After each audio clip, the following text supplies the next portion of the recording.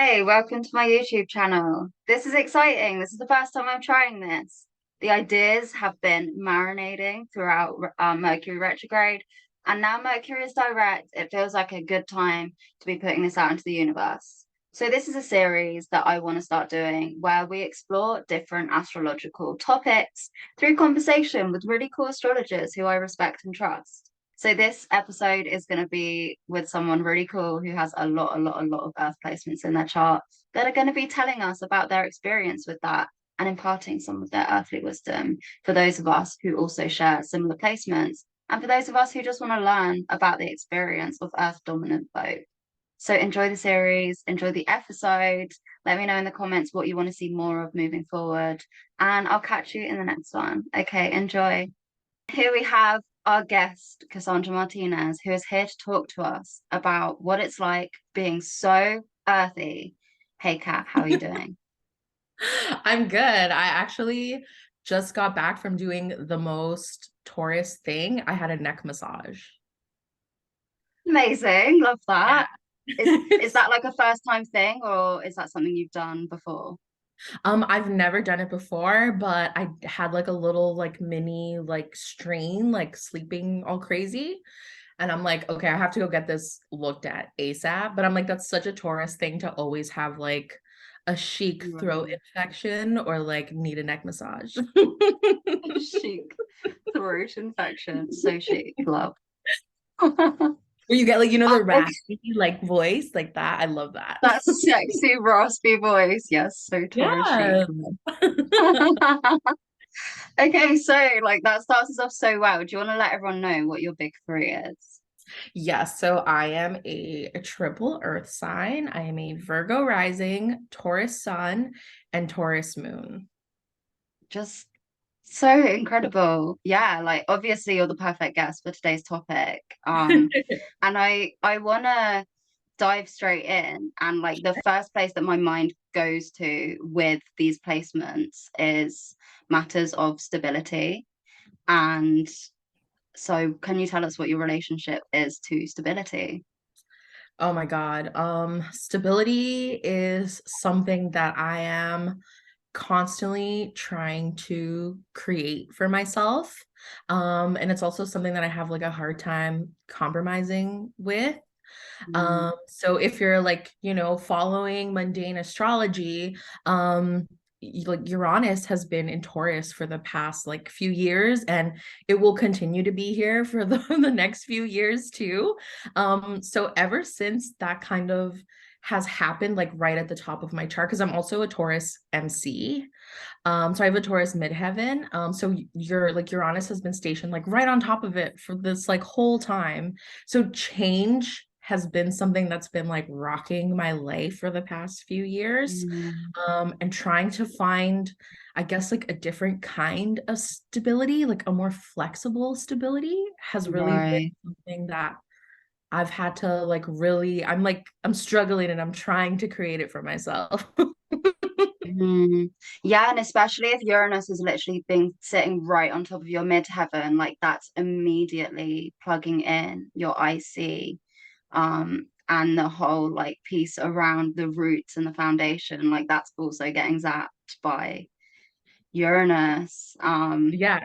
Yeah, and it is such a, like obviously it's such a long transit 'cause it's such a slow moving planet, and there kind of is no choice but No, to like let go, surrender, leave God. Mhm. That is it with like outer planet transits, because my 10th house is Taurus. So um I like kind of like my IC and MC are way out of shot. So it's Yeah. I'm thankful for that. But yeah, like I get what you mean about, yeah, having to like readjust your idea, or like readjust the traditional concepts around stability. Which is Um hard for like a triple earth sign and especially like Taurus. Like literally the things that I thought, oh, I'll never have to change this are what is fundamentally being changed for me right now. So you've caught me at a very interesting time in my life. Yeah, like Wow, yeah, literally speaking from inside the chaos of like this is what's going on. I'm like imagining you in like a Yeah, storm with live the from ground zero. That's so funny. that being said, and like now that obviously everyone is grounded into the fact that you're experiencing this like pretty intense Uranus transit, what can you tell us about your relationship to the building process? And I guess I want to preface that by giving context to like why I'm asking Kat this question, because we're dealing with Taurus, and Taurus to me is like an Earth in general, but particularly Taurus. Taurus is the builder of the zodiac. And so yeah, I'd love to hear your reflections around what does the building process mean to you, and what's your relationship to it? Wow, I feel like then I'm a pretty like lazy builder, I guess. And it might be because this is ninth house stuff. So my sun and my moon and my midheaven are all in the ninth house. So I feel like the building process is mostly very like natural and like kind of magnetic. And there might just be a Taurus thing where like I'm not a fan of like exertion of like any kind. So I kind of Yeah. just like stick to like what feels natural to me. Unless of course I have kind of like an idea. So I feel like I can be like kind of like one track mind sometimes. So if there is something that I'm looking at like creating for myself, I feel like I'm very much like, all right, everybody step aside. I'm gonna do this thing. Yeah, like that's super focused. Yeah, I feel like that's a very solar thing of just having that laser focus, especially in a fixed sign. Um, it's very, very difficult to deter fixed suns from their path once they've got their like eyes set on the Yeah. prize. Like getting Um, going can be like hard. That's really the hardest part. And like I yeah. always say, like fixed signs are really like we're the closers. So like if you Mhm. want something done, you need to call in like a fixed sign halfway through the project and get them to like run it across the finish line. But Oh yeah. starting sometimes can be a little difficult for sure. We'll leave that to the Cardinals. Yeah. But yeah, honestly, like yeah, I'm an Aquarius sun, and like I'm very fixed dominant in my chart. And yes, it takes me a really long time to get going with something, Mhm. but try and stop me like when I'm in it, because it Too just late. yeah. Um so yeah, I really, really like that answer. So speaking of, and I think this is another big thing that will like apply to a lot of fixed signs, but again, particularly Taurus. What's your relationship to comfort and security? Love it, need it, can't live without it. And that's the truth. If I'm going to sacrifice my comfort, it better be a for sure thing. That's kind of like Yeah, my relationship to it. If I'm going to give this up, right. I need to know what I'm getting into. Yeah, like there's kind of when it comes to that, you're not risking things. No, not on like a half ass thing. Like I need like certainty, relationships, jobs. And I think one of the great things about being like a fixed earth sign is like the resilience is very much built in. Mhm. So even though like yeah, some things I'm like, I felt in my heart, oh, this is a for sure thing. And I'm very rarely wrong when I bet on a thing because it takes me so long to like get myself behind it. You know what I mean? Yeah, yeah. So, but there are times where like, yeah, I am wrong and it doesn't work out. And I feel like I have a pretty good like bounce back. Right, right, yeah. And like those those things are just like a lesson as well. Like this is happening in the ninth house for you. So and with your sun and your moon being there, like I just feel like these or like failures and things are such a lesson to you. Like when you're a ninth house person, it's like everything's a lesson. Like everything's Oh a yeah. message, everything's a Mhm. lesson. Yep. Um, and if anything, it can go like too far that way, and it can be difficult to switch that off of like not everything has this like grand meaning to it. Sometimes like a thing is just a thing. Oh, Um, I'm so glad you said that because I feel like that's something I'm like working through right now. Like not everything is meant to like come and get me. yeah, not everything's an omen, or yeah, Yeah. no, it can be Or a it can be a sign. lot. Yeah, for sure. So, okay, I want to talk about um I want to talk more about that, about your sun and your moon being in the Okay. ninth house and like all this. We've been focusing very heavily on like the Taurian side of your big three. Like, how do you see this sort of Taurus story like playing out through the lens of the ninth house? Like, how does the ninth house sort of paint and like adjust that Mhm. like archetype? I've always felt that it made me slightly more open-minded than the Mm, average Taurus. So not so much that I'm like open to being influenced, because this is still like very much a fixed sun and moon. But I'm really curious about lots of different schools of thought. I'm an astrologer myself, and I like working with metaphysical things, working with the tarot, and divination and all of that. And I feel like the ninth house really kind of brings a little spice to that. mm. Yeah, yeah, for sure. I have Saturn in the ninth, and Saturn rules over like nearly everything in my chart. So it's really interesting to have everything Ooh. entering to the ninth, and like my midheaven's there. Um, so I, you just see it so frequently within Mhm. like these spaces and within this community. Like the ninth house is the house of astrology. Like it's Yeah, just so it's interesting. yeah, it just shows up so frequently. And obviously like the sun has its joy in the ninth house as well. So that Yeah. like this is something, the more I'm digging into it, like the moon is exalted in Taurus, and then you've got your Mhm. sun like in its joy in the ninth house. It's it's looking nice. It's really It is nice. nice. It took me a long time to actually kind of appreciate it. And, I'll blame maybe like pop astrology for that, where like there's this very like one-sided view of like what Taurus is. And although the rumors are true, like we love to eat and shop and like nap, there's like other things, I find that like Taurians Mm, and earth signs in particular are some of the most creative people you will like pretty much me, and maybe it's the Venusian influence. But yeah, for myself personally, like I feel like all these placements for myself in the ninth house, it really gives me a rich inner life. And I feel mm, like I'm very what you see is what you get. Like I'm always authentically me. No one gets to like, oh, see, there's no like, oh, hidden side of me. Like I'm always myself. mm-hmm. Yeah, I feel like as well, ninth house dominant people, I feel like they can't be told shit because you already know, I like already if know what I'm you're gonna you, do. you've already figured that thing out like so Yeah. long ago. So like why is someone trying to tell you how to do it? Or yeah.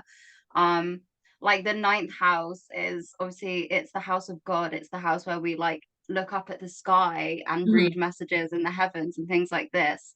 And so ninth house dominant people do like just have this very, very what like wizened kind of broad view of the world, and for someone to come in and like Yeah. try and give advice, especially if it's unsolicited, it's usually like, dude, I figured that out like months ago, like I Yeah. saw it in a I've lived a dream, hundred like lives. do you know, yeah, like I've lived 100 lives, like you can't. Yeah, so do you find that like I'm thinking more like as a kid, when you're actually in education systems and stuff, Yeah. did you struggle with being told what to believe or Yeah, absolutely. I've always loved school, like firstly, and that is, I feel like a ninth house thing is like I've always loved education. It's mm, just like the education systems that really bothered me, which like honestly, it totally like makes sense. And like if you look, I'm looking at my chart now, I'm like, oh, my MC squaring my Saturn in Aquarius in the sixth house. Of course, I hated the education system. So that was the hard yeah. part. I love learning. I love absorbing information. I'm so curious about things, especially the types of things that the average person doesn't really care about or doesn't really like see anything like interesting in. Right. But yeah, Yeah. things like rules and uniforms and like, punctuality are like, beyond me. Hmm. Yeah, and I'm thinking as well, like, especially if it means you have to compromise on comfort. Because, like, I'm thinking about Oh, school you got it. uniforms, right? Like, my school uniform was so uncomfortable. I had to wear like a button-up shirt, a tie, a blazer. It was horrible.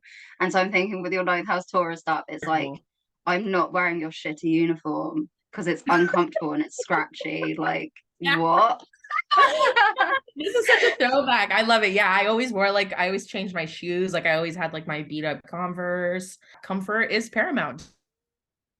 100%. Yeah, super interesting. Okay, so I'm wondering how you would personally contextualize the difference between mutable Earth, which we find with your ascendant, and then Mhm. fixed Earth, which we find with your sun and moon. Like, how does Earth show up differently, like when it's mutable and when it's fixed? Wow. Okay. So, like, for myself, like specifically, like with the Virgo rising, I feel like when people initially meet me, I feel like I definitely come off like a Virgo in the sense that I'm like, appear to be very analytical, and I am. I'm always analyzing, information, and my ascendant is ruled by my Mercury in Aries in the eighth house, right? So I'm always collecting information about the people that I meet, and I think it's a little hard to pin down. I think mutable earth, especially Virgos are very hard to like pin down and understand and like pigeonhole. That's something I found very unique about Virgo specifically. Yeah, I agree. I really struggle to like get a grasp on Virgo as an archetype. Like it's my second house, so it makes sense, right? It makes no Oh, aspect to my first house. It's kind of like weird to yeah, me. like what's But it happening just, here? even as like an astrologer, I'm like, okay, we've got Earth, which is very like in its nature kind of fixed anyway. And then we've got like mutableness, which is all about like chopping and changing. And I'm just like, Yeah. how do these two things go together? And like, because in my experience with Virgos, like especially Virgo risings, is they do exude this like the energy of like a safe tree that you would go and like sit by and learn things from. Yeah. Like that is what Virgo exudes to me. But then also they're super like playful, cheeky. Yeah. They take you off guard, like yeah, just that mutable, like mercurial energy. Yes. Um, they are shifty motherfuckers. I find them fascinating. I find Yeah. you fascinating as a Virgo Oh, rising. thank Like you. just like watching like what does it all mean? I don't get you, but I want to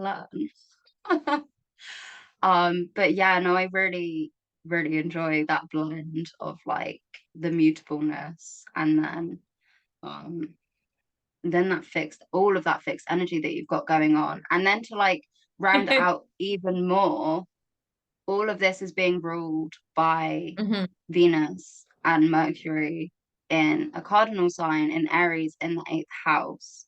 So, how do you mhm. see that playing out for you?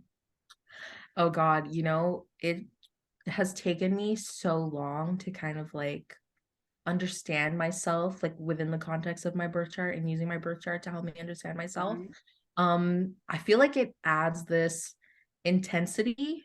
And I feel like earth signs can be intense just naturally. And it's one of those things I think we attribute mostly to water signs, but there's something so inherently like sensual and deep about earth sign. It's like it's the earth. It's like this is where like the roots of something live. So there's something like nurturing. And I feel like my eighth house kind of like energy moving through all this just makes me like a little bit intense and also a little Yeah, bit fiery because like Aries is here. So I've always felt like a little more like tongue in cheek than the average Taurus, than the average like yeah, Virgo. Um, and yeah, yeah. like in terms of like processing information too, like I process information very quickly. And a lot of that is like, the Virgo ascendant. Virgo is great at that, taking information and like, digesting it and then analyzing it. And then kind of like Aries comes in and just like spits it back out, you know? So does that mean Mhm. that sometimes maybe I like, get it wrong? Maybe. But the process itself is like, I feel like super like fast. There's like a speed. I don't know. I'm like obsessed with like being Mm. fast.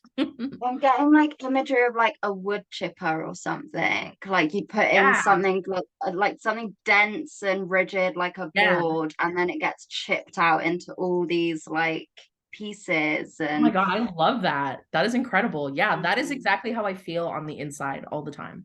right, everything's just going through this Yeah. process and getting spat back out. And like, yeah, to some people that might look messy, but for someone like you who has these placements in their chart, like that's the process. And like Yeah. you find the things that you need through that process. Oh yeah, with that much earth in my chart, like I'm at peace with my process and no one can change my mind about that. Yeah, it's super interesting. And I also clocked what you said about like it's been hard for you to see yourself through the lens of your chart. And Mhm. that is such a experience of like eighth house people, I find. Because Mm. I feel like when you have placements in the eighth house, it's very much like you essentially like need someone else. Or like it's your relationship to someone or something else that shows you and illuminates this part of your chart. Oh, interesting. Um, I love that.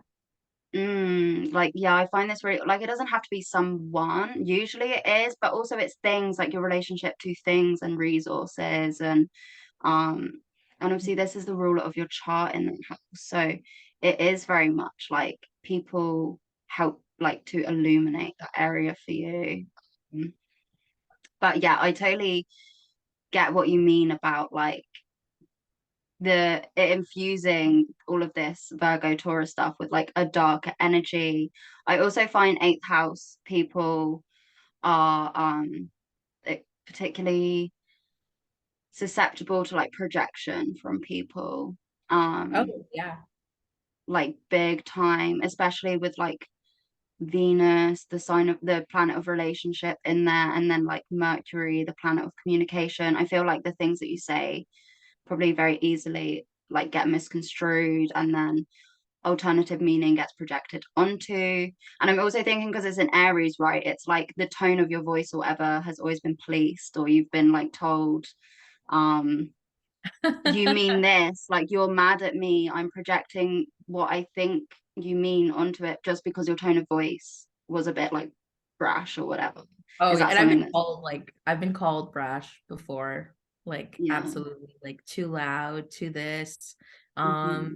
Yeah, like lots of things. Like I have Pluto in my third house. So I've always found like my voice is it's like, and I'm a manifestor too. I don't know if like you like know anything about like human design, but like manifestors are all about like activating like throat, Taurus ruling the throat. So the like vocal like self-expression of myself is something that I think is like it really is, God, like how do you even explain it? It really is like everything for me. It's like the core of me, if that Yeah. makes sense. Yeah, like it that you can't move forward unless you're doing. And Yeah. like so yeah, and it's just so cool that like, whenever I look at people with very prominent eighth houses, I'm like, dude, like you've had to dig through so much to get to this point where you're still choosing to show up and do the thing, like despite all of the Yeah. projection you've received, but yeah, I love what you said about like you have no choice but to do that. Like you have to speak, Yeah.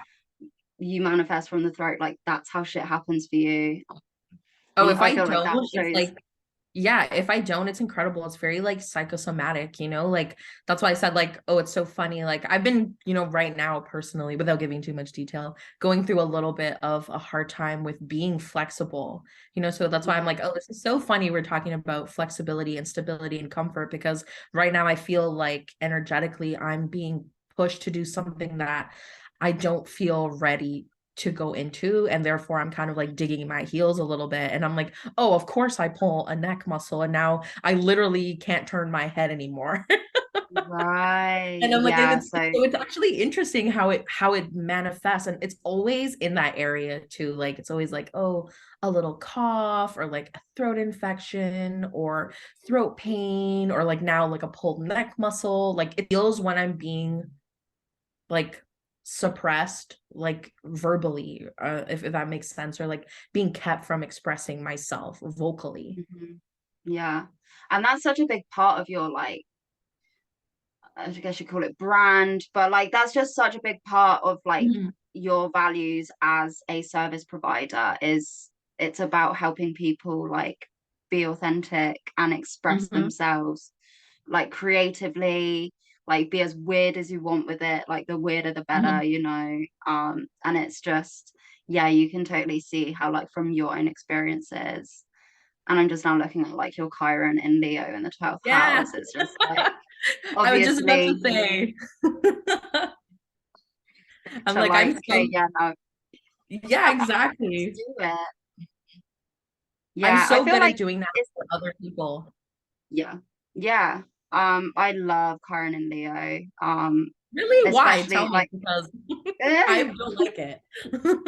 just see it showing up a lot in people like yourself whose like whole life's work is based around like expression Hmm. and creativity. And you know, as a very like Leo Aquarius dominant person, I respect the fuck out of people who are like as passionate as me about helping people express themselves authentically. Um, yeah, I just really, really enjoy Chiron and Leo. I think it's especially in the 12th house, like I really see Hmm. planets in the 12th house as like driving the ship in a certain sense because they're so Oh, like residual and hidden, hmm. but they make up like, you know, there's statistics that float around that we make up to like 80% of our decisions from an unconscious place. And that's why it becomes so important to kind of like dig into our unconscious Interesting. I didn't know mechanisms. that, but that like that makes so much sense because self-expression is everything to me. Like I said, it's so Mhm. interesting. It's like the greatest source of like my creativity. And it's also like something that is like painful to like go over. And it always comes from like Chiron and Leo. Like absolutely. I it's like you said, Yeah. I'm so good and I'm so passionate about helping other people kind of like unlock like this authentic potential, this really real self-expression and creativity. And I love it. I really do live for that. But then to do it for myself, it just feels like ugh, I feel like foreign to myself sometimes. And yeah, I guess Yeah. it's like almost like eighth house energy. Like I feel like it's always hidden from me, and I'm always Yeah. like going to chase it and try to find it and like corner it and be like, okay, I got you now. And I like it always like, evades me. Yeah, London like slinks Yeah. away back into the shadows. It's like, no, you Yeah, didn't. very shadowy. You thought you Yeah, did. that's exactly how it feels. Yeah, no, because I like the ruler of my chart is in the seventh. So like similar in a way of like I kind of need other people to like Yeah. reflect back to me. But because there's that direct relationship between the first and the seventh, it's a very quick and intuitive process.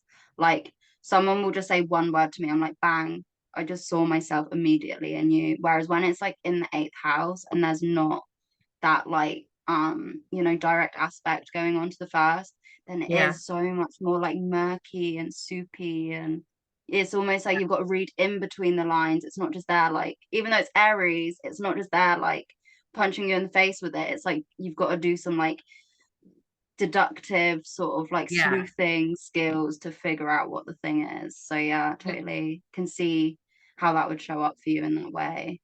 You can probably see um how impatient I am about it too, because we're dealing with Aries energy here. So it's frustrating mhm. for me to like chase a shadow pretty much.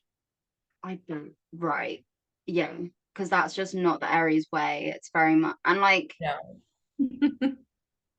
also like, because I feel like one thing that was really noted by Aries is this whole like, let's just move it forward, right? Mhm. And like not really wanting to do a ton of reflecting back.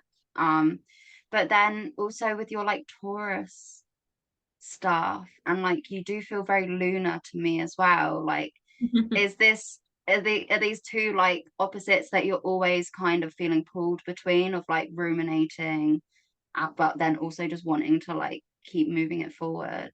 Oh, absolutely. I am like my inner turmoil like is that the like unstoppable force meets the immovable object. So Yeah. there's always this like really like this tension, and I feel like the tension is what makes me like good at a lot of things and what Yeah. gives me kind of like a grit to like get through life. But it's also really it's also really like frustrating, and it like can be demoralizing sometimes too, so it's something that I think I'm trying to, I guess, like balance, because I have very much like like hurry up and like stop kind of energy. Yeah. Yeah. That's such a good metaphor for like Aries meets Taurus, of like the immovable Yeah, force meets the immovable object. yeah. Or the unstoppable force meets the immovable It's the object, immovable that is object, yeah. Aries and Taurus. No Like, one's budging. Aries just wants to go, and the Taurus in me is like, but wait, like I can't, I'm not ready. hmm, yeah, super interesting. So yeah, like that kind of leads nicely on to the next question of like how does Aries infuse speed into your Taurus placements? Oh my goodness. I feel like it makes me a little less luxurious than the average Taurus. Okay. If that makes any sense. So I'm not particularly good, believe it or not, at like self-care. Um, I'm better at like self-advocacy. Yeah. Sometimes I just want to get past the slowness, where I feel like Taurus placements are incredibly magnetic. And like if you're watching this and you're a Taurus, let me just tell you, I feel like things come easy to us, and it's the Venus energy. Like for myself personally, I have this like Martian energy that's like, all right, hurry up, Venus, let's go, let's make it happen. And so I feel like that Aries kind of sometimes makes me, God, this might sound terrible, but it almost like ruins my own manifestations, if that makes sense. Does that make sense? Okay. Right. Yeah, it does, because your manifestations actually require you to rest and be patient. Yeah, and like trust that it's coming. And it does come, like I have this like I love my like big three, and I love my sun and moon. Like you said, like it's in like, the sun's joy, it's an exalted moon. Like I have nothing to complain about here. But for that Aries energy to like move through it, I'm always just kind of like, is it now? Is it right now? What about now? Like, are we there yet? Are we there yet? And it's like, because it's in the eighth house, it's this internal dialogue. Whereas like on the outside, I feel like I come across like very cool, calm, and collected, but inside I'm Yeah. freaking out. Yeah, and this is making me think about like, because Venus is there in the eighth house, and it's obviously it's in detriment in Aries. Mhm. And so I'm wondering like maybe a lot of this is like your relationship to loss and change and death, like the things that we find in the eighth house, right? Because doing the whole like Taurean thing of just like trusting that it's Yeah. already been made manifest, and that it's just going to take a while to show itself, right? And just kind of like settling down and waiting for that to happen. Hmm. Um, but like that requires a lot of these kind of eighth house things of like being okay with if it fails, being okay with it turning out in a way that you Yeah. didn't expect it to, like all of these kind of things. But Surrender. and then so like with your Venus being there, like your relationship to those things is maybe struggling because it's in Aries. So yeah, do you feel like that could be playing into like why you always then want to like kick in that Aries mode and just like try and make it happen, because maybe you're uncomfortable um, with the Yeah, like eventuality of like if you just let it come to you. yeah, like I almost don't believe that it could be easy, Mm, where like when I look at like now talking about, I feel like I'm talking about this birth chart like I'm not this person. But I'm like, oh, if I saw this birth chart, I would tell this person like things probably do come a little bit easy. It's just like because Mercury is here, right? And it's just like this Aries Mercury is like kind of mucking up this ease a little bit. So yeah, I guess I've like never looked at it like that, but it's true. It's very much there, and kind of like, yeah, maybe a Mm, little bit of like shame for like being like, oh, this is gonna come, like I got this, and that right. eighth house Aries just wants to like get ahead of it and be like, well, if maybe I can, get in here, if you tag me in, I can go and like influence this a bit to make sure it works in my favor, whereas like the Taurus Hmm. energy is like, chill, it's already working in your favor. It's already in the works. Yeah. And Yeah. obviously, like with Aries, there's like huge piece around like instant gratification. Like I'm Oh, a love Saturn and Aries person, and I really struggle with like when I should be, so I have a plan. I should be doing things that yeah, ensure and lock down the longevity of this plan, but I don't. I do things that are just immediate. And I'm like, okay, cool, that works for now, but it's not solidifying this thing as a long yeah, term future orientated thing. So yeah, I feel like all of that Aries energy is very much like I need it now, or I need to at least feel like I'm doing something now. Like there's this real sense of urgency yeah, coming yeah, through. Yeah, it's super interesting. And that is another thing that shows up a lot with the eighth as well, is like shame and all the psychological baggage that we can inherit from our lineage. And also like I feel like a lot of the things that we're talking about are also a product or like symptoms of existing inside capitalism as well, like just yeah, urgency and yeah. um hustle culture and all this. Like I feel like that's quite prominent in your chart, those kinds of things. And I know you speak a lot as well about like your journey from going, being someone who worked in like your typical 9 to 5 and like was really struggling with whole culture and like having to feed into those systems of like operating at work that just don't work for you. So yeah, it's really, we're talking about this and you're like, I know I still need to work on it, but like look at how far you've come, you've actually really put the brakes on a lot of that. Like you could be still doing that so much more if you Oh were. God. It's so hard, Elle. Like, I'm actually thank you for giving me flowers for this, because like, and now I get it. I'm like, it feels always hidden from me. Like progress feels hidden from me, and I like know it's there logically. But like Mm, emotionally, it's like hard to feel um like things have changed. And like you said, like making the switch for my work, like I'm also like wrapping up like my Saturn return in Aquarius in the sixth, right? Like that's like my everyday. So the changes that I've experienced in just my day-to-day life has just been like, whoa, like right. intense. And I'm kind of in the process, I guess, of creating a new kind of like definition of what success and stability looks like for me. And it's very hard. Mhm. Yeah. It's very Yeah, and hard. obviously, like, and again, it's just really reflecting that Uranus and Taurus transit. And so, if it's in Taurus, like, of course, it's going to take ages to see the like Yeah. physical results of that. Like that's just it with Taurus. That's how it is. Yeah. And it's also making me think about. I was having a discussion with B. Martin, who runs House of Hygeia, and she was saying about like exalted planets and how they have this kind of like or like a really big perfectionism streak, right? Because Mhm. it's like you're accessing this like idealistic expression of the Yeah. planet. That because I'm a Scorpio moon, right? I'm a fallen moon. Mhm. Being like in this idealistic expression of lunarness, I don't know what that looks like. That's never been available to me. So I've always had to find like weird alternative ways of like approaching these things and Yeah. lots of trial and error. Whereas like exalted planets are just like, no, there's this tiny little box where in which everything is ideal, and that's kind of the only thing Yeah. I can see or like that gets projected onto everything I do pertaining to Yeah. this planet. Um, so yeah, like definitely having a ninth house, Taurus moon, I feel is very much very having very high ideals when it comes to like how you Yeah. care for yourself and nurture yourself that just feel Oh, absolutely. unachievable. But then equally, like being a ninth house person, it's always like you forget to ask for support. Like you're dishing out all the wisdom to Oh, yeah. everyone. all the advice, but no one's doing that for you.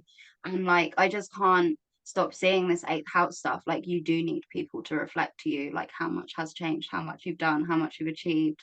And maybe that's the key to like Yeah. slowing down and letting go of some of that urgency, is someone just grabbing you and be like, Kat, would you just look at everything for a second? Like, look at what you've done and just take a chill pill, you know? Ah, that's Um, incredible. Actually, even just talking like to you like right now, and it's, I know you're a Leo rising and like my Chiron is there, so I feel like you're helping me to kind of like see some of these things that like, these ways that I am, and these like, like these wins that I have that, sometimes like evade me, and like I can't see like very clearly. But yeah, I definitely relate to the idea of, kind of pushing myself to live up to like this really idealized version of myself, and mhm. always being like on top, like I need to know things. I need to, I don't like when people come to me and I don't have anything for them, because it's like it's not in me to be like vapid, or to be like, oh, like, well, we'll just see about that. I like to have something, like to bring to the table. So yeah, like I'm the therapist friend, but then I'm like, oh, then I guess that makes me kind of like a little bit like unreachable, I guess. Like maybe Mhm. people think like, oh, well, she's always dishing out advice, so like why would she need it? Yeah, yeah, Yeah. it's And such it's like I an need it very much. yeah, you absolutely need it. Yeah, that's definitely something I've been feeling into around like my ninth house Saturn, and just Mm, realizing like it gives me a lot of like weight and authority around these ninth house topics, but then equally I just feel totally alone and like no one else is giving that back to me. yeah. Um, and it becomes then so important to foster relationships that like give that back to me as well. And like Yeah. that's my like astrology friends. That's like my online community, who like Yeah. understand this Oh, and language you'll and probably give be me feeling that like a lot because like Jupiter is in there right now. Saturn won't be there for like, a little while. I guess you'll go through your first Saturn return, but yeah, that should be like really, really like cool and interesting for you. I'm pumped for like Saturn in Aries. I feel like it's like a yeah, start, it's a new cycle, It's it is like a new Saturn cycle. starting over and like starting back at like one again. So I feel like that's gonna bring like really cool Hmm. things and It like will be interesting. Yeah, yeah, I'm just and now like seeing maybe as for well, the like vision. my Saturn is right on top of your Venus, Oh, okay. which is really interesting.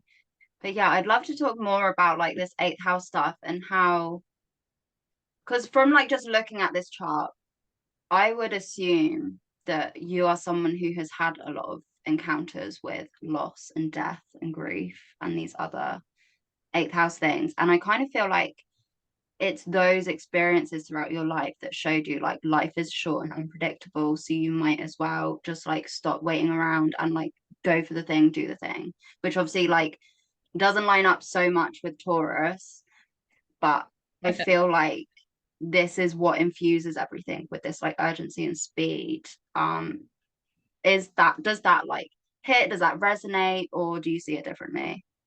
Yeah, I think definitely like death and like grief. Like I've been many different versions of myself already, and so many of the hardest things I feel like in my life um like directly change my identity and like the way I see myself and the way like I move through the world. In terms of like physical loss, I have not experienced like much. I lost my Right. grandparents a few years ago, and that was like awful. um but that's also like life, and I guess yeah, like I see it that way, but I think I've experienced the most loss and grief like of my like identity. Yeah. Yeah, that's such an interest. And like that would make sense with the ruler of your chart being there. Mm.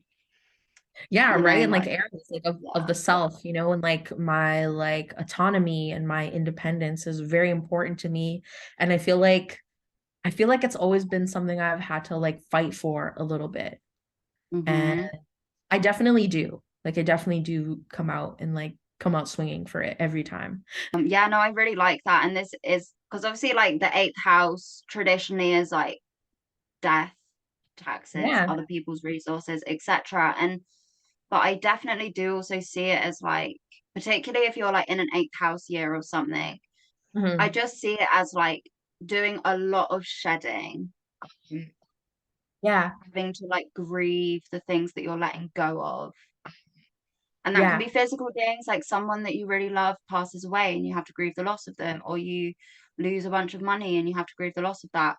But then Yeah. also it's like it's a very psychological house. So it's where you go to like process your psychology, and then you're like, oh, I have this survival mechanism that I'm doing that's actually really destructive. It's time to let that go. Like, oh, actually I feel a ton of grief. Even though that thing is not good for me, I still Yeah. grieve losing a part of myself. And um that like gets the Taurus and Aries thing again, right? Because I feel like the Taurus energy wants to grieve it because they understand that it's a process, but the mm, Aries energy wants to like get back to just where I move on. was. Yeah, Yeah, and Taurus is like, well, we're not the same anymore. it is very interesting of like, again, that symbology of like they both just want to do opposite things, and sometimes it Oh can yeah. probably even be immobilizing because it's like it just doesn't compute with each other.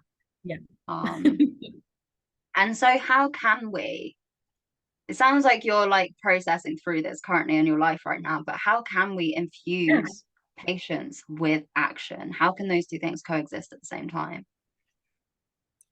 Oh my God. Through the lens of like Taurus and Aries, and speaking mostly like as a Taurus, I think it has a lot to do with like self-esteem and like Mm, self-love, and Taurus rules the second house of self-esteem. So I think there has to be this trust and belief in yourself, and I feel like that's how you become like okay with the speed at which you are currently going. Is like yeah. that inner trust, that inner love, that inner wisdom that's like, hey, I know that I like deserve to have this, and I know that I'm putting in as much effort and as is humanly possible right now for me, and like I'm gonna get it, like it's gonna be okay. Yeah, that's so beautiful. And it's making me think about like the importance of tending to yourself as you're Mhm. building. Um, Yeah. and yeah, like maybe some of the like impatience that can come through with, obviously we've been talking about Aries, but with anyone who's got like signatures in their chart that denote Mhm. like an impatience, maybe that energy can be redirected towards the self. So you're like Yeah. sustaining yourself whilst you're doing these things that take a lot longer to manifest, like Yes. building, putting in the groundwork, the effort, etc., etc., being patient and waiting for those things to come back around. Like Can't yeah, see me, but I'm like, redirecting that fancy energy of like, okay, yeah. I'll just like pamper myself today and just like it's the most efficient, quick thing I can do right. Yes, you can't see, but I'm like fiercely nodding my head right now. I'm like, yes, all of this. That is exactly what I need. I'm like writing this down. I'm like, I need to do this. Like noted. Yeah. Yeah, it is super important. Yeah, I really recommend, because this notion of like tending to yourself as you're building is one that is inspired by the most recent episode of the astrology podcast, the Capricorn episode. And Diane was talking about it on there about like how Capricorn so often like forgets to nourish themselves as they're Oh like yeah. pouring everything into their projects. All the But I earth feel like signs. that can, yeah, All the yeah. earth signs do, and like if you even think about it, like in context of like, a macro like perspective, like if you just think of like the planet, like all the planet does is nourish us. All Mhm. it does is like give us food and like hold water and, you know, grow trees so we can breathe and we can have oxygen. And then think about how we don't give that same love back to the earth, and then like therein lies the disconnect, between us and, like the earth and like nature and like all that, like that which sustains us. Yeah, we do have a really disjointed relationship with anything earthly, anything lunar, and then that extends to our own bodies. Yeah. And so I feel like, if you want to utilize urgency whilst not doing more damage to yourself and the planet, and, not feeding into harmful systems and structures, then like direct your impatience at things like unlearning and deconditioning from capitalism, and like Yeah. going out and campaigning for equal rights, and like use your pent up energy to like make Yes. change in that way, and don't Yes. compromise like your health and your wellness by feeding into a Yeah. system that makes you believe you have to be doing everything right here right now, and that waiting and resting is somehow invaluable. um, Yeah. Oh, I yeah, love that. I'm I so feel glad like, you said that. That's great. yeah, it's so important, especially when we're writing our relationship to things like patience, our body, etc., like these very earthly and particularly Taurean principles. Like, Mhm. dude, if you want to really be playing with this archetype in a really beautiful way, like you gotta untangle yourself from capitalism, because they just do not go hand in hand. No, they don't. And I'm like unlearning that like as I go through like my own journey, Mhm. this whole personal journey that I'm on right now is me coming to terms with the fact that security and stability can look different than like Yeah.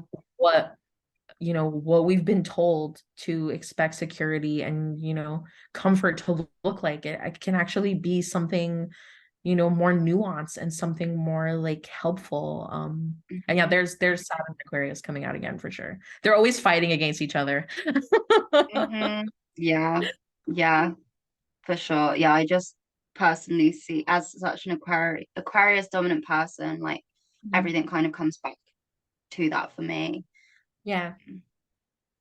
And yeah, I really do see the relationship between Taurus and Aquarius in that way of like, if you want to build something comfy and beautiful, like you gotta tear some shit down. Um, Yeah. and You that have requires being very aware, you know. yeah. Yeah. So, do you have any parting advice for our Earth dominant watchers and listeners? Oh, our Earth babies. First of all, I love you.